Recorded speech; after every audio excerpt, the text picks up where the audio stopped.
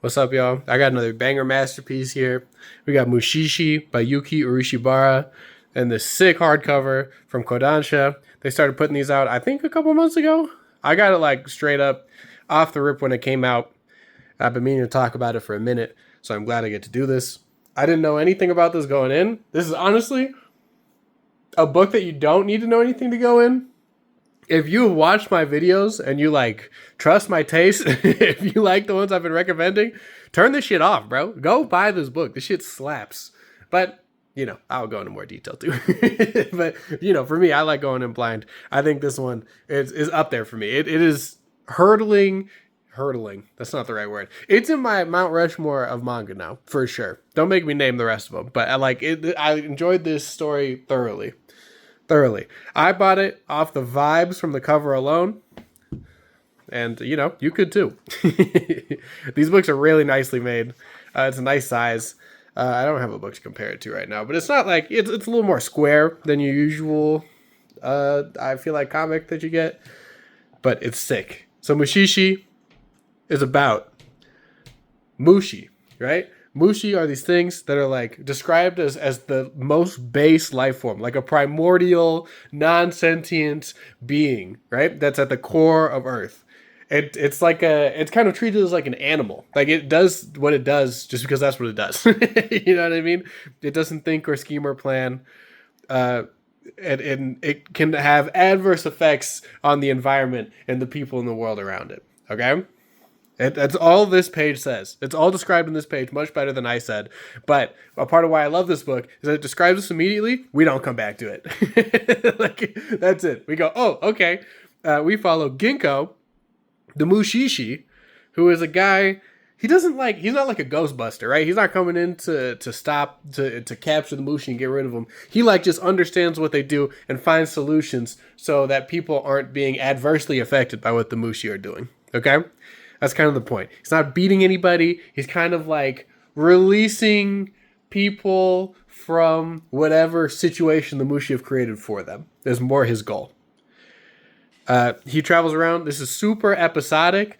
Every story, like you'll get like little connections where like he'll grab something in this first story, then you'll see him use it in another story kind of thing. So they're definitely like connected, but it's not like a propulsive arc. It's very like each story is its own complete beginning, middle, and end. It's like honestly super satisfying while you're reading this. And honestly also comes off as like, I've read books with a lot more pages that feel like they have a lot less substance. Like this book is full to the brim. Each story is completely and totally satisfying.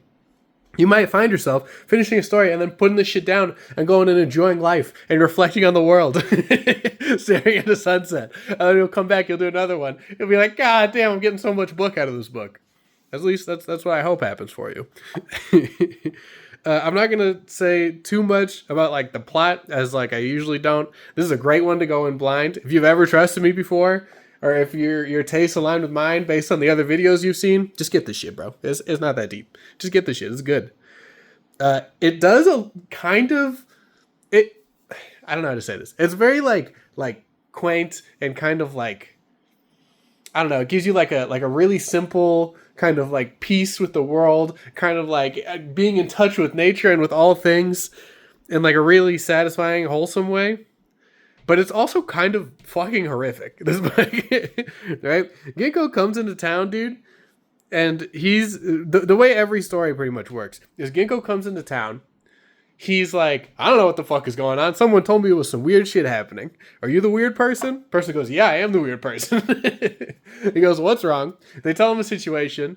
He's like, shit, man, I don't know what the fuck to do with that. That shit's weird as hell.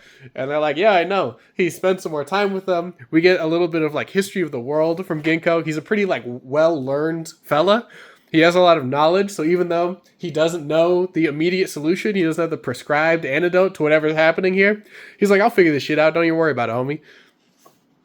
And then, we get to the end, he figures it out, and then there's like another difficult hurdle of like however he's going to put his solution into action and the like consequences that could have to the person or the people around them, okay? That's pretty vague, but it's so satisfying, dude. Like this first one, we get this kid who he lives up in the mountains And his thing is that the things he writes and draws come to life. So if he writes the words bird, the words will fly up off the page, right? That's kind of his deal. And he's like, man, yeah, I live up in the mountains because people would freak the fuck out when this happens. So I try to stay to myself. It's my grandma's house or some shit. I try to keep it cool. Okay. And then our boy Ginkgo comes in, hears his story. He goes, all right, we'll figure this shit out, bro. We're going to make it so that your life is easier. Or no, that's not even what it is. It's not even that his life is easier. There's something else happening that I'm not going to tell you that you're going to have to read to find out. Or I guess you could read these pages to find out. But Ginkgo goes to help him out. Now, I will say, the art, I would say overall, pretty sick. But there is a little bit of jank. I feel like specifically in the beginning, as time goes on, it really smooths out. But there's some stuff that I could get people not like loving, but I feel like it's such the pure expression, even if you're like, technically it might not be the sickest artwork in the world or anything. It's not gonna have like the cool action shots or like big 2-page spreads that are gonna like take your breath away. But I think it captures perfectly the vibe. I think the artwork is in a wonderful, productive marriage with the story. I don't know why I said it like that, but they work really well together. I think it all comes together perfectly in this book. Another example that I think of with this is Grass Kings, like the Matt Kent book. I think that's another example of this, where it all works well together. And as much as I would love to see this story in color, I do think that the way he uses, I actually don't know, that the mangaka uses their like tones and the line work is it really works. Really, really works. Beautiful stuff. Yeah, man. I think this book rips, dude. This book rips. I think that it really does get into horror sometime, like later in the book. Not later. Each story is a little bit horrific. There's some pretty gross shit that goes on. This first one's not so bad, but the stuff I have I'm pretty squeamish when it comes to horror. And this didn't scare me off. I found it really like, I don't know, like it's freaky in the right way. Freaky in the way that there's like stakes where you're scared because you're like, oh shit, this is like real shit could happen to these people, dude. Like fucked up shit could happen here. And I think that benefits it a lot. It adds a lot to Ginkgo's character because Ginkgo's kind of like calm, cool, collected all the time. He's not really worried about shit. And I feel like at first you could think that he is like a flat character for that, but he's not. I think that he's a great kind of guide through this world of Mushi, which the author sets him up to be. He is like an interesting guy. He's usually pretty like reliable, I would say. He's reliable, he's smart. We don't get anything in here that talks about like how he grew up or his like fucking origin story that like doesn't really matter, but you start to build these pieces of his character and like put them all together as the story goes on. As we see like each case, as we watch each episode, we get to know him better and better and learn more about him. And I feel like he's a guy that you're like rooting for. You know what I mean? Like I don't know. He's just like a cool guy who like knows shit and gets shit done. He's got swoopy hair. He smokes cigarettes. What do you want from me, dude? How can I not think this guy's cool? But it really is like a great time. I think I love this book.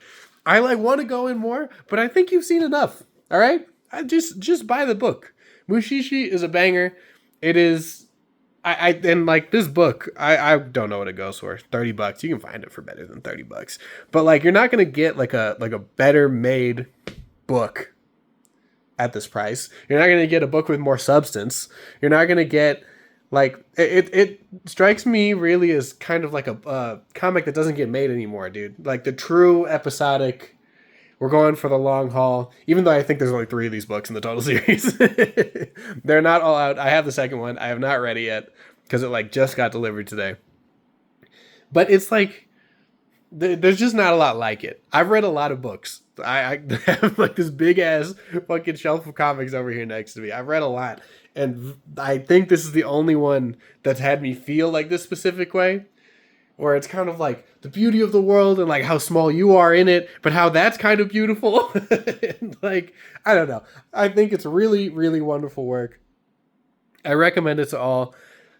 If anything I said caught your attention, you should buy this book. Even if it didn't, you should buy this book. I think everyone should read Mushishi. Shit slaps.